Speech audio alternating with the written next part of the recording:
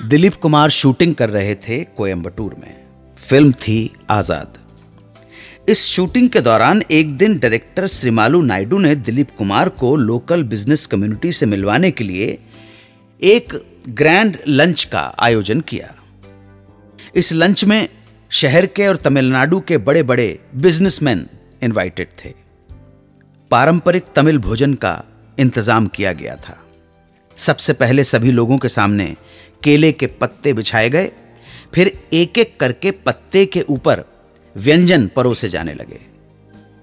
यह सब दिलीप कुमार के लिए नया अनुभव था। पास बैठे एक सज्जन दिलीप कुमार को सारे व्यंजनों की जानकारी दे रहे थे। दिलीप कुमार उन सज्जन की बात मानकर इस तमिल महाभोज का आनंद ले रहे थे। जब सारे व्यंजन परोस दिए गए तब आखिर में केले के पत्ते के बीच में एक बड़ा सा चावल का ढेर परोस दिया गया। थोड़ी देर में एक आदमी एक छोटा सा पतीला लेकर आया। पतीले में सूप जैसी कोई चीज थी। बतियाते हुए सज्जन ने बताया कि इसे रसम कहते हैं।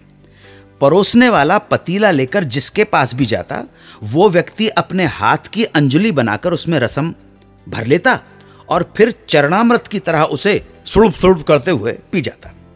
दिलीप कुमार फंस चुके थे, मगर वो रसम को इस तरह से चुल्लू में भर के पीना नहीं चाहते थे और ना ही किसी को मना करना चाहते थे। सो उन्होंने अपनी बारी आने पर चावल के ढेर में एक कुएं जैसा गड्ढा बना दिया और कहा, रसम इसमें डाल दें। इस तरह से वो यहां तो बच गए, लेकिन जनाब असली समस्या आना अभी बाकी थी। खाने के बाद, गौर से सुनिएगा, खाने के बाद सबके लिए बगल के कमरे में आराम करने की व्यवस्था भी की गई थी। सो सब लोग वहां बैठ गए, बतियाने लगे। तभी एक नौकर एक बड़ा सा चांदी का कटोरा लेकर आया। उस कटोरे में एक सेमी लिक्विड सी चीज थी। सूंघने से पता चला चंदन का लेप है। दिलीप कुमार ने देखा कि नौकर जिसके पास भी कटोरा लेकर जाता वो इस लेप को हाथ में लेता, शर्ट ऊपर करता और पेट पर मल लेता, फिर शर्ट नीची करके ऐसे बातों में जुट जाते जैसे कुछ हुआ ही ना हो। जब दिलीप कुमार की बारी आई तो इन्होंने भी हाथ में लेप लिया, वो पेस्ट लिया और अपने बालों से भरे पेट पर मल लिया। तो सुनिएगा, थोड़ी देर में पेट पर लगा पेस्ट सूखने लगा। अब पेट पर लगे पेस्ट और पेट के बालों के बीच खींचातानी शुरू हो गई। दिलीप कुमार को ऐसा लगने लगा जैसे 100 सुइयां एक साथ उन्हें चुभा दी गई हैं। थोड़ी देर तो किसी तरह से सह गए, मगर जब बर्दाश्त से बाहर हो गया तो भागे बाथरूम की तरफ। बाथरूम में पहुंचकर शर्ट उतारी, बनियान निकाली, बनियान को गीला किया और सारे पेस्ट को पेट पर से साफ कर दिया। तब जाकर थोड़ी राहत मिली।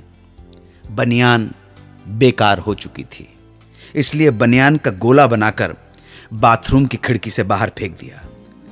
शर्ट पहनकर वापस अपनी जगह पर आकर बैठ गए, ऐसे कि जैसे कुछ हुआ ही ना हो। लेकिन इस घटना के बाद दिलीप कुमार ने यह डिसाइड कर लिया कि अब वो किसी भी अननोन फंक्शन में लंच या डिनर के लिए नहीं जाएंगे। ये मेहमान नवाजी बहुत भारी पड़ गई दिलीप कुमार को। मुंबई से अभिषेक भटनागर लिखते हैं, अन्नू जी, मैंने कहीं पढ़ा कि प्राण अपने साथ हमेशा एक रामपुरी चाकू रखते थे। क्या यह सच है? इस सवाल का जवाब बताऊंगा एक छोटे से ब्रेक के बाद। आप सुनते रहें सुहाना सफर विद अन्नू कपूर, सिर्फ 92.7 बिग एफएम पर। 92.7 बिग एफएम पर आप सुन रहे हैं रेडियो का number 1 show Suhana suffer with Annu Kapoor.